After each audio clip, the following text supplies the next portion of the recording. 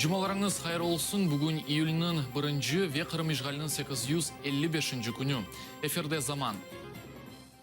Ростов махкемесі 11 июльге же Қырым мұсылманларының дава ишлерінде тенефюз илан етті. Себебі махкемежелерінің бірісі процесте вақтынша иштирак етіп оламай. Адвокат Эмиль Курбединовның сөзлеріне көре, июль 11-сінде махкеме Қабатлав тарафындан келген делиллерінің огренелемесіне қайтажақ. Махкемежеге бір қач шат, аудио ве видео язуларыны дилемеге қалды. Хатırlatмақ керек ки Ростовдаки Шимали Кавказ Женюби махкемесінде 4 Қырым мұсылманларының, яғни Ферат Сейфулаев, Нури Примов, Рустем Ваитов ве Руслан Зитулаевның дава ишлері бақыла. Оларның Хизбут Тахрир фырқасы иле алақасы олғанында қабатлайлар.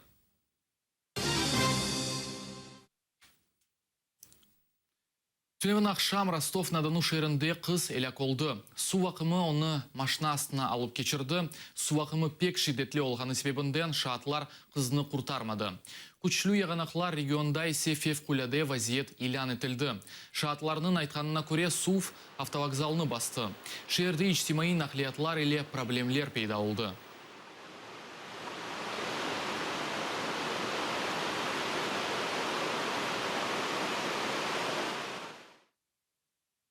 Жума ертесі ве базар күнлері Бақчысырайда Хизбут Тахрир іші бойынша яқаланған Зеври Апсиитов, Рустем Абильтаров, Ремзи Меметов ве Энвер Мамутовның евлері янында дуа кечерілежек. Тедбір ақшам саат 7-де башлайжақ, сонра есе келгенлері 6-ші микрорайонның Джами азбарына ифтар ақшамында болынажақ. Хатырлатам Ишғалжи Қырымның юқары махкемесі 4 Қырым татарыны яқалады. Махкеме өз қарарыны июльнің 11-сінде берілежек ола. Қадылар адвокатларының шикаетіні ләғу етті.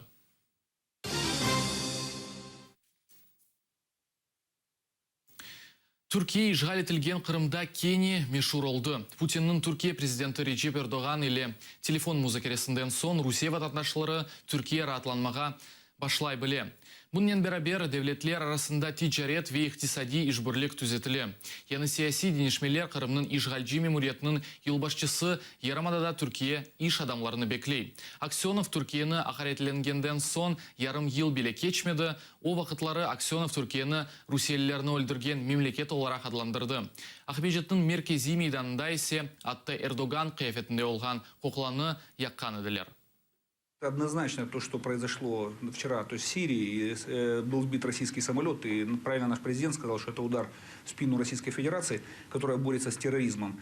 Я подготовил заявление, оно там сейчас будет выпущено буквально. То есть мы считаем однозначно, что крымчане должны принять участие в акции «Отказ от покупки турецких вообще продуктов, товаров и так далее».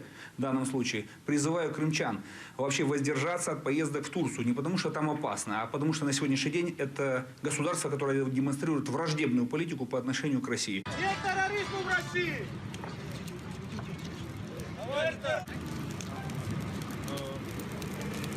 ИГИЛ не пройдет! ИГИЛ не пройдет! ИГИЛ не пройдет! Наверное, все-таки должно пройти какое-то время. Тем более, все равно это был бизнес. Они же не то, что по политической воле сейчас взяли, сразу все и приехали. То есть бизнес еще надо какое-то время опять осмотреться, просчитать для себя последствия, так или иначе. Но уверен, что турецкие бизнесмены в Крыму появятся. Поскольку всегда Крым был для них интересен, при этом мы сразу говорим, никакой политики здесь не будет, то есть будет чистый бизнес. Қырымда курорт мессемі бұзылды. Бұны ишғалжи парламентінің спикері Владимир Константинов білдірді. Хусусан ажынықлы вазиет Ахмечит ве Семиис районларында қайдетілген. Анда ратланғанларының қабул етмесіне кереклі дәрежеде азырлық көрмеділер.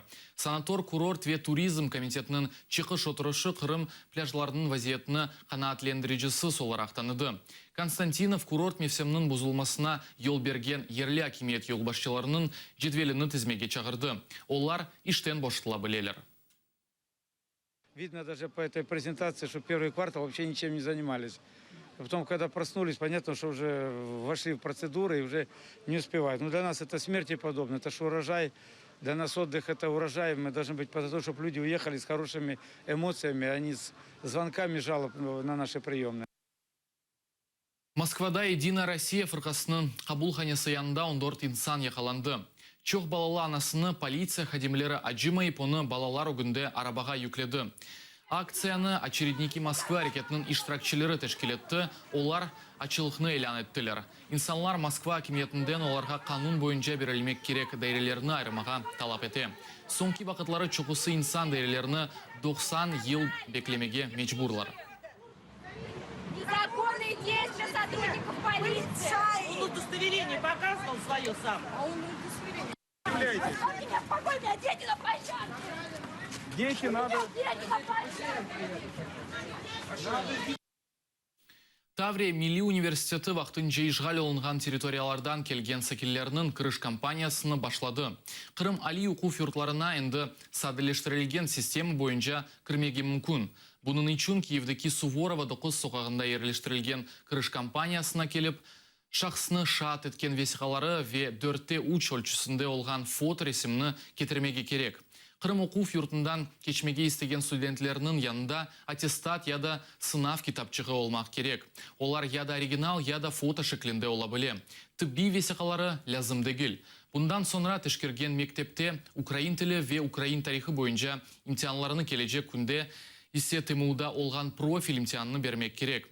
Бұл оқу сенесі девамында химия, биология, физика ве математика бөліклерінден ғайры бір факультет өзішіні яныдан башлайчақ. Мы рекомендуем прибывать к нам сюда 11-12 июля, для того, чтобы мы приняли у вас документы, сразу их оформили. И буквально 12 с вечера или 13 с утра вы сдали в школе, которая является базовой для нас, украинский язык и украинскую историю, а на следующий день сдали у нас профильный экзамен. Получив результат, могли спокойно поехать обратно. Мы обещаем абитуриентам, что для тех, кому это важно, их пребывание здесь может уложиться в 3-3,5 дня. Киевде Крымская светлыця газетасы Озишыны ғайрадан башлай. Газета ве мечмоларының милли нешырының баш мудиры Андрей Щекун білдіргеніне көре, газетаның бірінші саны бүгін чықмақ керек. Нешырының баш муарері Ахмеджет Сакины филолог Виктор Мержевинский олды. Яқында о ато зонасындан қайтты, Крымская светлицаның хадимлері Қырым сакенлері ола. Афта шыққан газетаны тек киоскларда дегілде, теренлерде де сатын алмақ мүмкін. Қырымда газетаның соңки саны бұл сене март 25-інде шықты.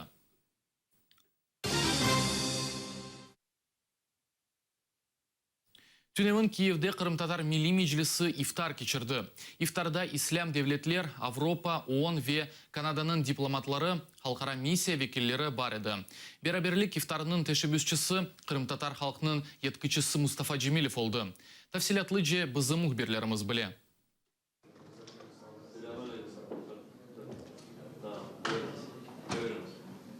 Киевте ежнеби девлетлерінің елчилері, дипломатлар ве ООН векиллері Рамазан ифтарына топлаштылар. Ақшам Қырым татар халқының мечлесі тарафынан тешкіл етілді. Хочу висловити всім нашим гостям щиру вдячність за люб'язне прийняття запрошення разом провести іфтар в дні священного Рамадана.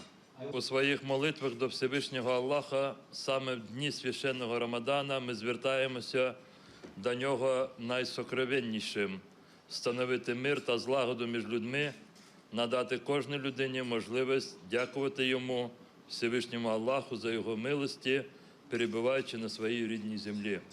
Третій рік поспіль тисячі кримських мусульман зустрічають Рамадан за межами Криму без своїх близьких та рідних людей. İşte biz de buraya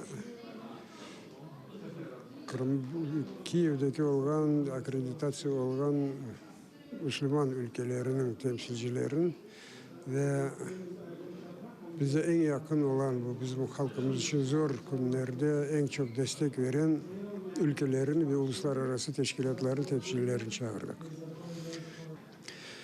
Şimdi umut ettiğimiz ki eğer biz o ülkelere dertlerimizi, durumumuzu iyice anlatsak, dedim onların sayısı daha çok olacaktır. Evet, burada siyasi konuşmalar olmayacak ama herhalde birkaç sözle de olsa Kırım işgal altında olduğunu biz hatırlatacağız. Ama bayram sofrasında siyaset meseleni de dikkatsiz kaldırıp olamadılar. В даний момент санкції, які тривають, ми взагалі не збираємося міняти свої санкції в даний момент. Підтримка для діяльності кримсько-татарської тут в Україні і поза її межами, на дальший тиск на Росію, нагадування про те, що загарбання чужої території в Європі 21 століття – це неприпустимо. Оце ті засоби. Чи це на коротку мету? Я думаю, що ні. На середню довшу так. I wish, they could, Кырымлыларга Украинага барышык юлларнен кайтмага арзу этем. peaceful solutions. Бу ел Меджлис Даветіне Авропа ве мусульманлар девлетлеринен 30-га якын элчи топлашты. Ифтарда дипломатлар ве Меджлис азалары Кырымның ишгаленден сон экинчи кересі көріштілер. Наталка Калинка, София Абляева, Асан Эминов, Эдем Сеттаров, Заман, АТР. Бу исе соңки хаберimiz еді. АТР елі олыңыз, көрішмек үзре.